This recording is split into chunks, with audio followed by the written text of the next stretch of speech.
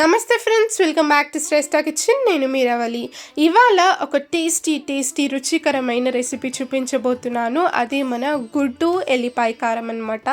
చాలా అంటే చాలా టేస్టీగా ఉంటుంది. వేడి వేడి అన్నంలోకి సూపర్ టేస్టీగా ఉంటుందన్నమాట.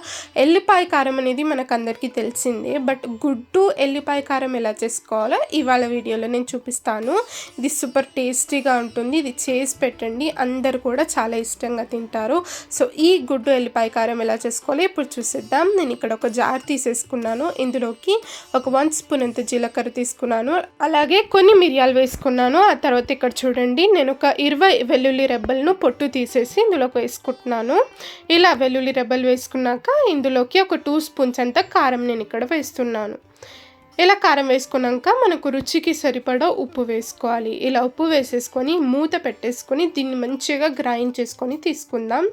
ఇలా మంచిగా పేస్ట్ లాగా అవుతుంది, చూసారా? ఈ విధంగా ఎల్లిపాయ కారంని ప్రిపేర్ చేసుకొని దీన్ని పక్కన పెట్టేసుకుందాం. నెక్స్ట్ ప్రాసెస్ ఏంటో చూద్దాం. నేను ఇక్కడ స్టవ్ మీద ఒక ప్యాన్ పెట్టేసుకుని ఇందులోకి ఒక టేబుల్ స్పూన్ అంత ఆయిల్ వేసుకొని ఒక 1 స్పూన్ జీలకర్ర, ఒక ఎండుమిర్చిని ఇలా విరుచుకొని వేసుకున్నాను. అలాగే 2 పచ్చిమిర్చిని ఇలా విరుచుకొని వేసుకోవాలి. ఆ తర్వాత కొంచెం నేను ఇక్కడ కరివేపాకు వేస్తున్నాను, మంచి ఫ్లేవర్ ఉంటుంది. ఇలా కరివేపాకు వేసుకున్నాక ఇక్కడ చూడండి, నేను ఇక్కడ 5 ఎగ్స్ని తీసుకున్నాను. ఇలా అన్నీ ఒక బౌల్లో కొట్టేసుకుని ఇందులోకి మనం వేసేసుకోవాలి.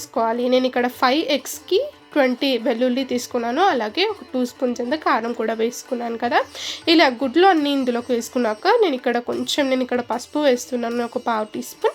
అలాగే కొంచెం నేను ఇక్కడ సాల్ట్ స్ప్రింకిల్ చేసుకుంటున్నాను ఎగ్స్కి, ఎందుకంటే మనం ముందుగానే ఎల్లిపాయ కారంలో ఉప్పు వేసాం కదా, ఇక్కడ కొంచెమే వేసుకోవాలి. చూసారా? ఇలా మనం హై ఫ్లేమ్లో పెట్టేసి మంచిగా గుడ్లను ఇలా బాగా ఉడకనివ్వాలి. ఈ గుడ్డు కింది పార్ట్ ఏదైతే మంచిగా ఇలా క్రిస్పీగా అవుతుందో అప్పుడు ఇలా మనం ముక్కల్లాగా ఇలా కట్ చేసుకొని ఇలా ఫ్లిప్ చేసుకొని మరో పక్క కూడా మంచిగా దీన్ని బాగా ఉడకనివ్వాలి. చూసారా? ఇలా ఎగ్స్ అన్నీ కూడా మంచిగా 2 పక్కల కూడా మంచిగా ఉడికాక వీటిని ఇలా పెద్ద పెద్ద ముక్కల్లాగా కట్ చేసుకొని తీసుకోవాలన్నమాట. చూపిస్తాను అది కూడా. చూసారా? 2 పక్కల కూడా ఎగ్స్ మంచిగా వేగాక ఇలా ముక్కల్లాగా కట్ చేసుకొని తీసుకోవాలి. మరీ చిన్న చిన్న ముక్కల్లాగా కాకుండా ఇలా పెద్దగా ఉండేటట్టు చూసుకుంటే ఈ గుడ్డు ఎల్లిపాయ కారంకి చాలా బాగుంటుందండి. ఇలా పెద్దగానే ముక్కలు కట్ చేసుకొని వీటిని మంచిగా ఫ్రై చేసుకోవాలి. ఇవన్నీ కూడా ఇలా కట్ చేసుకున్నాక ఒక పక్క కనేసుకొని మనం ప్రిపేర్ చేసి పెట్టుకున్న ఎల్లిపాయ కారం ఉంది కదా, అది ఇలా నేను ఇక్కడ వేసేసుకుంటున్నాను. ఇలా సైడ్కి వేసుకొని 1 నిమిషం పాటు ఈ ఎల్లిపాయ కారంని మంచిగా ఆయిల్లో ఫ్రై చేసుకోవాలన్నమాట. చూసారా? ఇలా 1 నిమిషం పాటు ఇదంతా కూడా చక్కగా ఫ్రై చేసుకున్నాక ఈ గుడ్లతో పాటు ఎల్లిపాయ కారంని మొత్తం కూడా మిక్స్ చేసేసుకుందాము.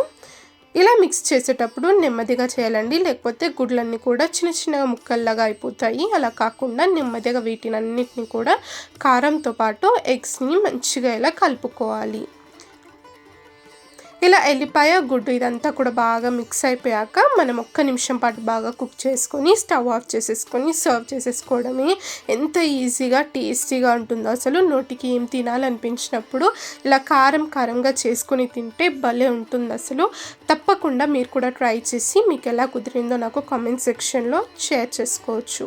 చూసారా ఎంత టేస్టీగా కనిపిస్తుందో? తప్పకుండా ట్రై చేయండి. ఈ వీడియో నచ్చితే తప్పకుండా మన వీడియోని లైక్ చేయండి, మన ఛానల్ని సబ్స్క్రైబ్ చేసుకొని పక్కనే ఉన్న బెల్ ఐకాన్ని కూడా ప్రెస్ చేయండి. మరొక మంచి వీడియోతో మళ్ళీ వస్తాను. Thank you for watching.